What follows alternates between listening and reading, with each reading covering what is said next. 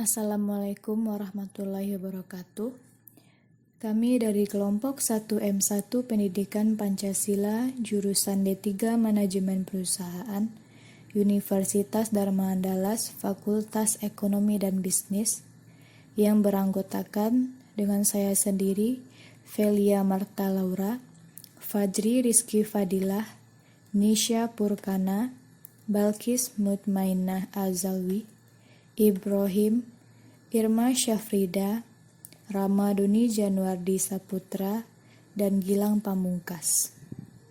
Baiklah, kami akan mensosialisasikan hasil dari proyek Citizen kami dengan tema kegiatan Pancasila sebagai dasar etika kehidupan berbangsa dan bernegara, yang mana judul kegiatan yang kami ambil yaitu Bagaimana Etika dalam Keluarga. Etika adalah yang berkaitan dengan tingkah laku lahiriah dan dibatasi pada aspek sopan santun antar sesama manusia. Etika diartikan sebagai watak kesusilaan atau adat kebiasaan. Membahas tentang etika biasanya dikaitkan dengan kata moral, yang juga diartikan sebagai adat kebiasaan atau cara hidup seseorang dengan melakukan perbuatan yang baik dan menghindari perbuatan yang buruk. Etika dalam keluarga adalah etika yang telah diatur di lingkungan keluarga tentang bagaimana berinteraksi dengan orang tua, bagaimana cara menghormati yang lebih tua, dan bagaimana bersikap saat bersama dengan mereka.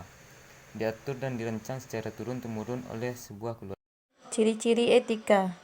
1. Etika tetap berlaku walaupun tidak ada orang lain yang menyaksikannya. 2. Etika sifatnya itu absolut atau mutlak. 3. Di dalam etika terdapat cara pandang dan sisi batinnya manusia itu. 4. Etika sangat terkait dengan perbuatan serta perilaku pada manusia itu sendiri.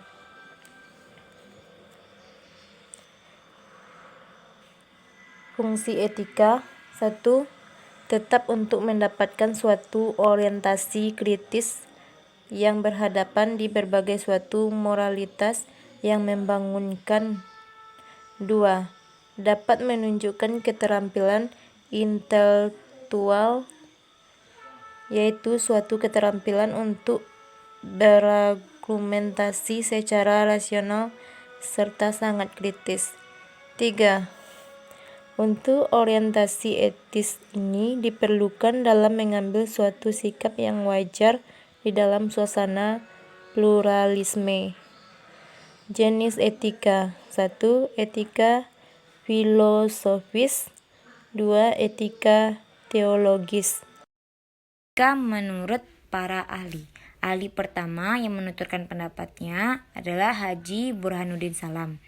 Beliau mengatakan bahwa etika adalah ilmu filsafat di mana berbicara tentang nilai dan moral serta norma yang dapat menentukan perilaku manusia dalam kehidupan seseorang. Ahli kedua adalah Haji A. Mustafa yang menjelaskan bahwa ilmu etika adalah ilmu yang mempelajari perilaku seseorang baik dan buruk dengan memperhatikan tindakan yang dilakukan oleh manusia itu sendiri dengan pikiran dan cara berpikir mereka. Ahli ketiga ialah W.J.S. Poewadarminto. Beliau mengemukakan bahwa etika adalah suatu sikap atau tindakan manusia yang dapat dilihat langsung dari sisi baik dan sisi buruk, karena dapat ditentukan oleh akal dan pikiran manusia. Sedangkan ahli yang terakhir ataupun yang nomor 4 adalah Dr. James J. Spillane SJ menuturkan bahwa etika adalah cara untuk mempelajari perilaku manusia dengan membuat keputusan yang berkaitan dengan moralitas manusia. Contoh etika yang harus ada dalam sebuah keluarga adalah saling menghormati dan menghargai, tidak berbohong pada orang tua, mendengarkan nasihat orang tua, tidak berbicara pada saat makan bersama, tidak membuang angin pada saat makan bersama, dan tidak mengeluarkan suara menyiplak saat mengunyah makanan. Tujuan mempelajari etika. 1. Yaitu untuk mendapatkan konsep yang sama mengenai penilaian baik dan buruknya perilaku atau tindakan manusia dalam ruang dan waktu tertentu.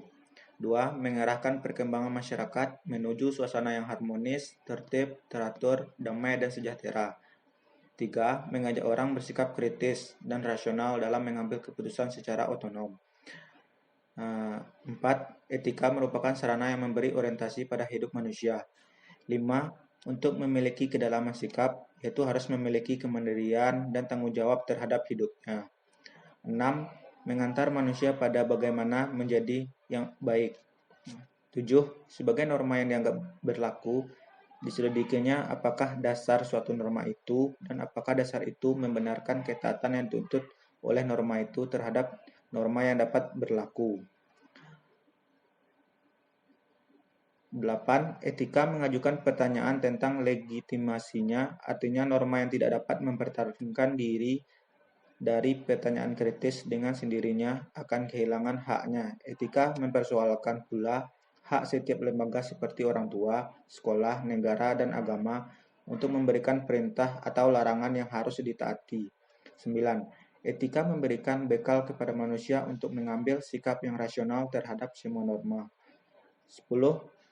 Etika menjadi alat pemikiran yang rasional dan bertanggung jawab bagi seorang ahli dan bagi siapa saja yang tidak mau diambang-ambingkan oleh norma-norma yang ada. Manfaat etika dapat membantu suatu pendirian dalam beragam pandangan dan moral.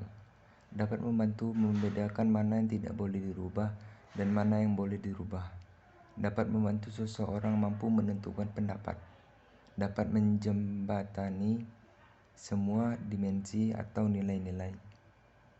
Jadi kesimpulannya, etika sangat diperlukan dalam kehidupan sehari-hari untuk menjaga keharmonisan dan keseimbangan dalam keluarga. Etika dalam keluarga digunakan untuk saling menghargai satu sama lain dalam lingkungan keluarga.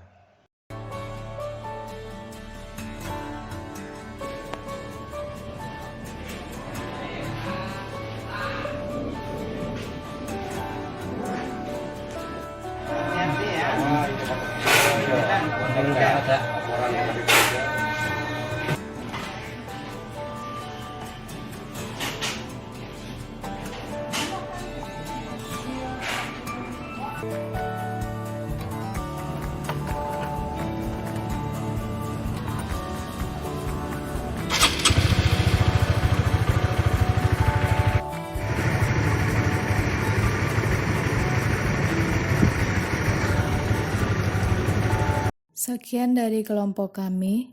Lebih dan kurang, mohon maaf dalam penyampaian kata. Saya akhiri dengan Assalamualaikum warahmatullahi wabarakatuh.